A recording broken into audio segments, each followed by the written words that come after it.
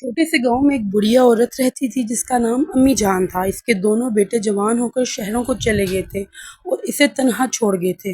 امی جان بہت نیک دل اور محنتی عورت تھی۔ گاؤں کے لوگ اسے عزت سے دیکھتے مگر وہ دل ہی دل میں تنہائی اور غربت کا شکار تھی۔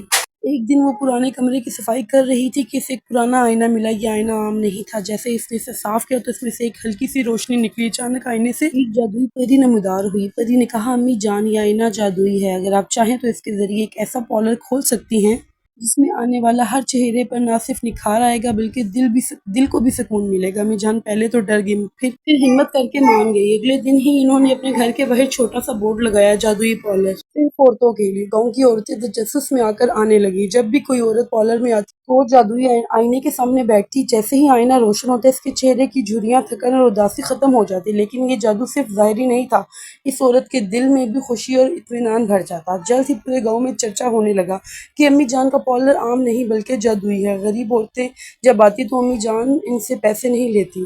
وہ کہتی، خوبصورتی دل کی خوشی میں ہے اور دل کی خوشی بانٹنے سے بڑھتی ہے۔ دن گزرتے گئے اور گاؤں میں ایک حیران کن تبدیلی آنے لگی۔ عورتیں پہلے سے زیادہ ہنسنے لگی، گھر سنوارنے لگی، بچے خوش رہنے لگے، یہاں تک کہ گاؤں کے مرد بھی حیران تھے کہ ان کی گھروں میں سکون کیسے بڑھ گیا۔ لیکن ایک دن شہر سے کچھ لوگ آئے۔ انہوں نے سنا تھا کہ ایک بڑھیا کا جادوئی پارلر ہے اور لالچ میں آ کر چاہنے لگے کہ یہ آئینہ خرید لیں۔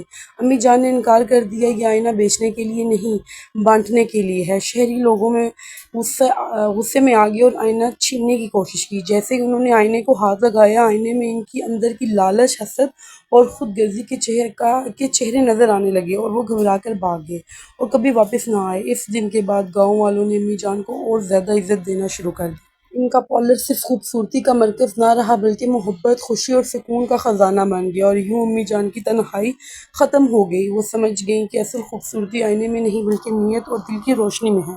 ویڈیو آپ کو پسند آ رہی ہے تو ویڈیو کو لائک، شیئر، سبسکرائب کریں اور اس سٹوری کا مورل کمنٹس میں ضرور آپ لوگ اپنے مطابق بتائیں۔ شکریہ۔